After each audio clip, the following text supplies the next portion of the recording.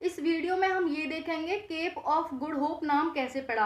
आपको पता होगा अफ्रीका कॉन्टिनेंट का दक्षिणी देश दक्षिण अफ्रीका के जो दक्षिण में बिंदु है उसे हम केप ऑफ गुड होप कहते हैं। तो इसका नाम केप ऑफ गुड होप क्यों पड़ा? आपको पता है पहले यूरोपीय लोग मसाले की खोज में भारत आया करते थे, यानी कि एशिया आया करते थे।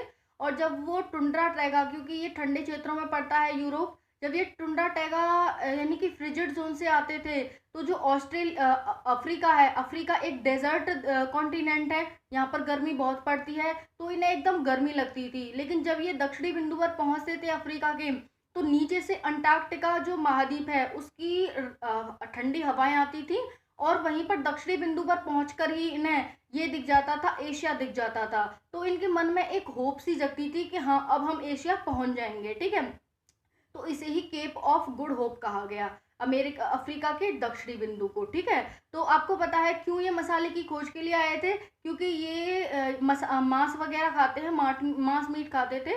तो मांस मीट को स्वादिष्ट बनाने के लिए इन्हें मसाले की जरूरत पड़ती थी, और मसाले के प्रचुर भंडार एशिया में थे, भारत में थे। तो ये भारत आया करते थे मसाले ले जाने के लिए। ठीक है, तो क्योंकि मसाले से क्या होता है, मांस में ये मिला के रख देते थे 2-4 दिन के लिए उसे, और फिर वो उसमें अंदर चला जाता था, और फिर उसे वो खाते थे तो स्वादिष्ट लगता था।